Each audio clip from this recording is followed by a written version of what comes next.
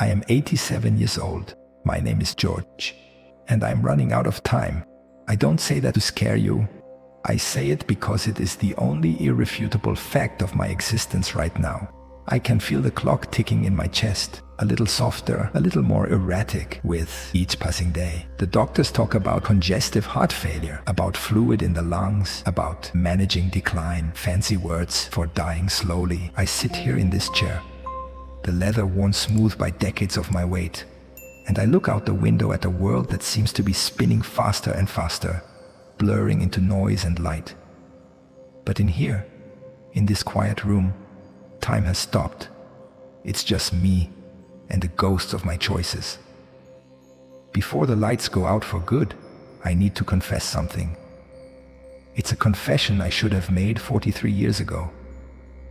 It's a confession that might save your life, not in the medical sense, but in the only way that actually matters.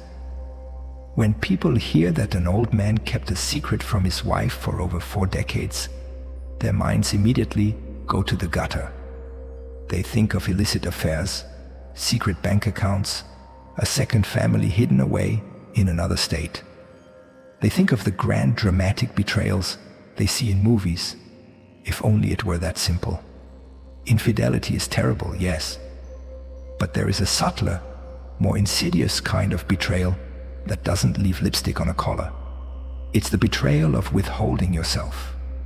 It's the slow, agonizing process of building a wall around your soul, brick by brick, while lying to the person sleeping next to you that the wall isn't there at all.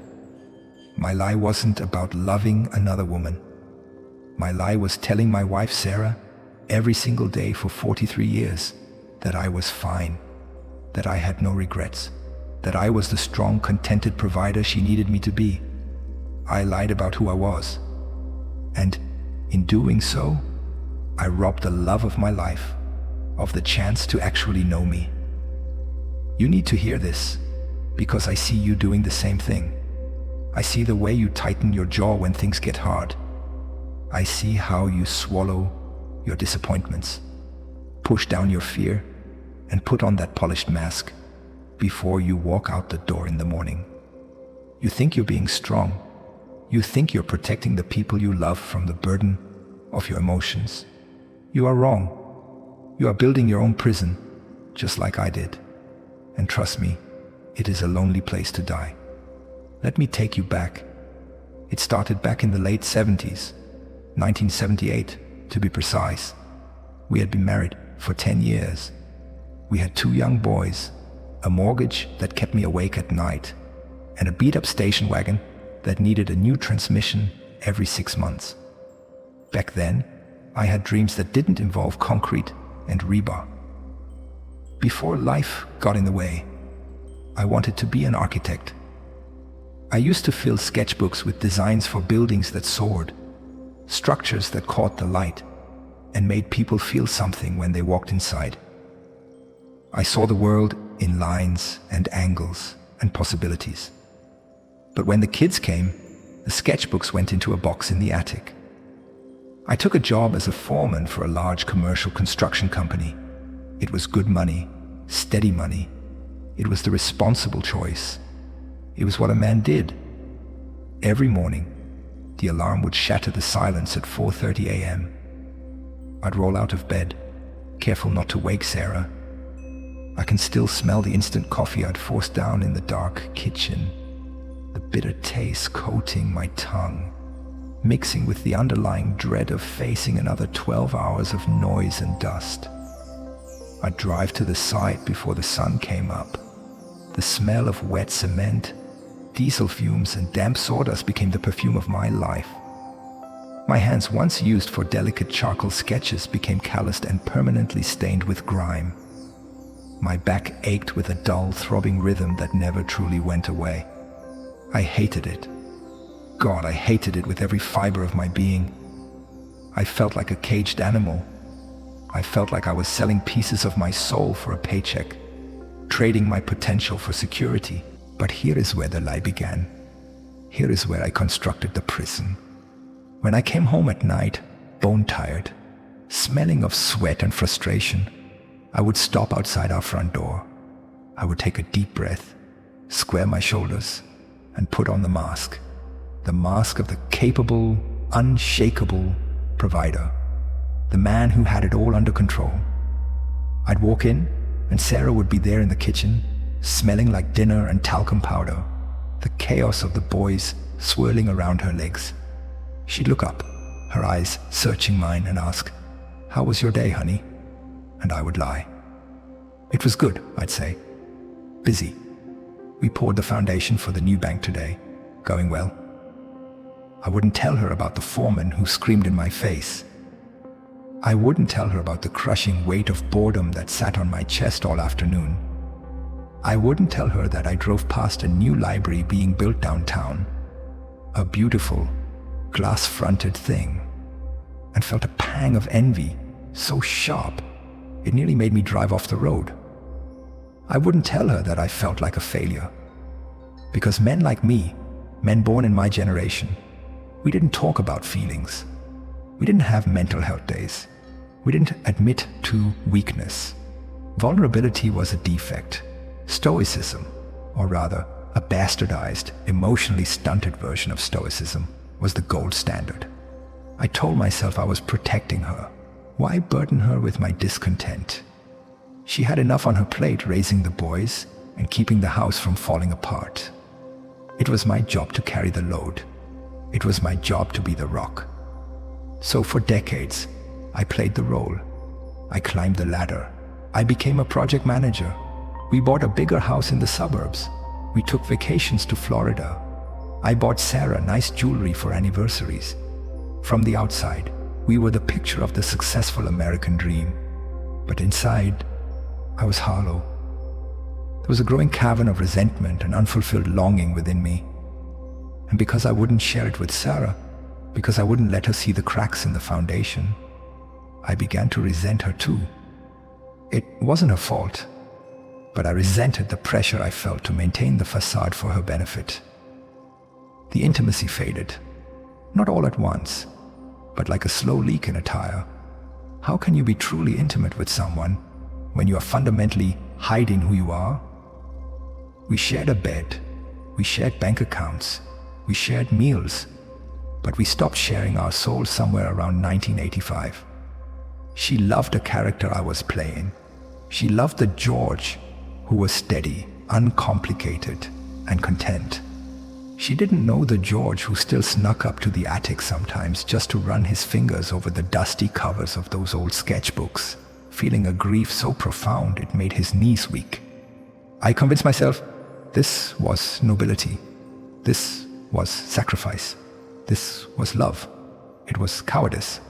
I was terrified that if she saw the real me, the scared, disappointed, insecure man behind the curtain, she wouldn't love me anymore.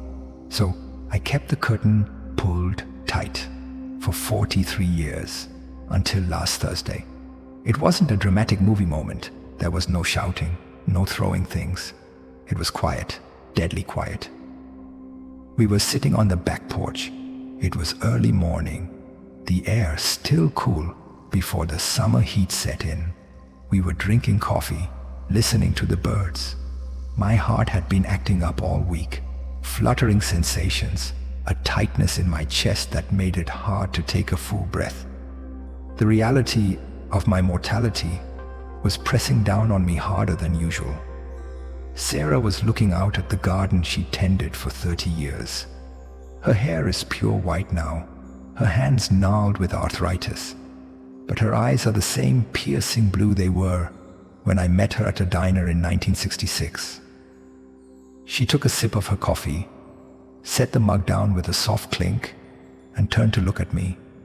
She studied my face for a long moment. In that way, only a wife of half a century can do, seeing past the wrinkles and the age spots right down to the bone. "George," she said softly. I grunted, lost in my own thoughts about my upcoming cardiologist appointment. "Do you regret it?" The question hung in the air between us, heavier than the humidity.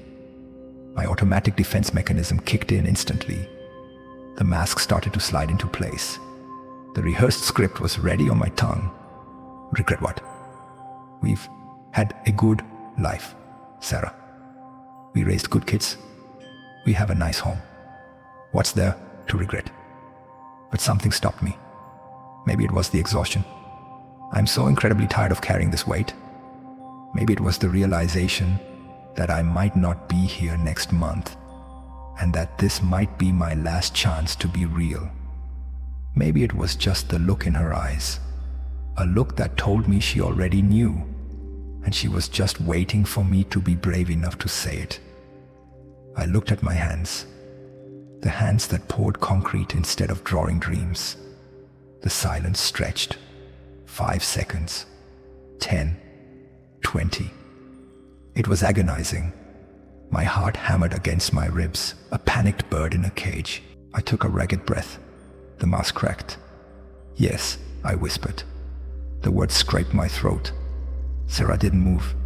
She just waited. Yes, I said again, louder this time, my voice trembling in a way I hadn't allowed since I was a child. Every single day, I hated that job. I hated giving up on architecture. I felt trapped, Sarah. For 40 years, I felt like I was suffocating. I looked up at her, terrified, waiting for the anger, waiting for the hurt, waiting for her to tell me that my sacrifice meant nothing to her. But there was no anger in her eyes, only an overwhelming, profound sadness. She reached across the small space between our chairs and took my hand. Her skin was dry and papery against mine. "Oh, George," she sighed, her voice thick with emotion. "Why didn't you tell me?" "I thought I had to be strong for you," I choked out. Tears, hot and unfamiliar, pricked at the corners of my eyes. "I thought if you knew I was unhappy, I'd be failing you as a husband." She squeezed my hand hard. "You fool," she whispered, tears spilling down her own cheeks now. "Didn't you know? I didn't need you to be strong. I needed you to be here, with me, all of you." She looked deep into my eyes, and what she said next shattered the last remnants of my defenses. "I always knew something was wrong, George. I could feel the distance. I thought it was me. I thought you had fallen out of love with me. For 30 years, I've wondered what I did wrong to make you pull away. It felt like a physical blow. My strength, my stoicism, my noble sacrifice. It hadn't protected her. It had hurt her deeply. By hiding my own pain, I had created pain for her. I had let the woman I adore think for decades that she was somehow inadequate, just to protect my own fragile ego. We sat there on the porch for 2 hours, crying and talking, really talking. For the first time in half a lifetime, there were no walls. I told her about the sketchbooks in the attic. I told her about the jealousy I felt when our youngest son went to art school. I told her about the paralyzing fear of not being enough. And in those 2 hours, I felt closer to my wife than I had in the previous 40 years combined. The relief was dizzying. It was like setting down a 100-pound pack I've been carrying up a mountain, but it was also agonizing, because we can never get those years back. We can never undo the distance my silence created. I am telling you this because I don't want you to make my mistake. I see this cult of toughness everywhere now, especially among young men. This idea that you have to be an island, that you have to hustle, grind, suffer in silence, and never let them see you bleed. You think that's what it means to be a man, or a strong woman, or a leader. You're bought into a lie, a dangerous, isolating lie. Listen to an old man who learned this too late. True strength isn't about how much weight you can carry without breaking. True strength is having the courage to say, "This is heavy, and I need help carrying it." True strength is vulnerability.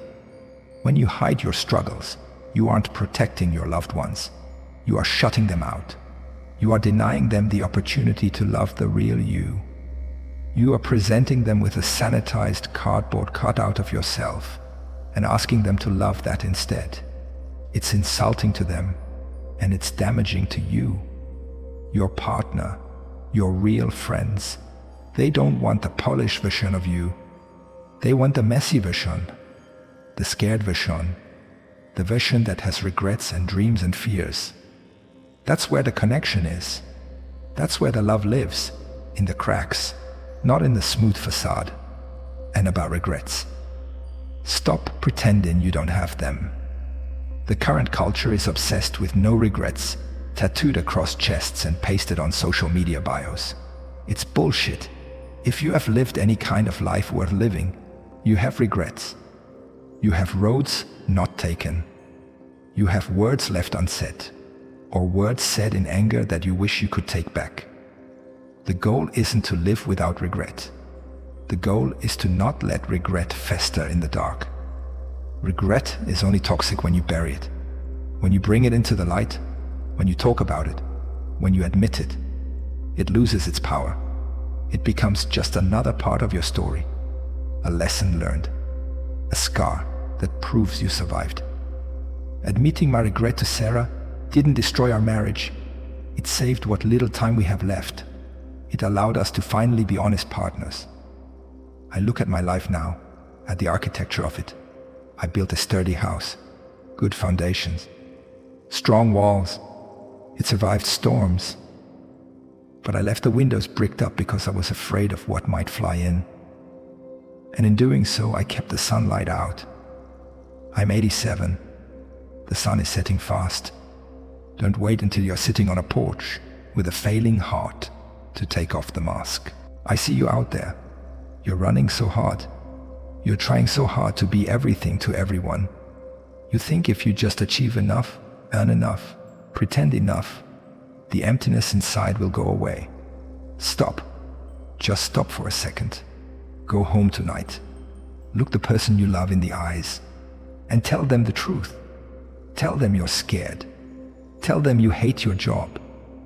Tell them you still want to paint or write or travel or whatever dream you buried under a pile of responsibilities.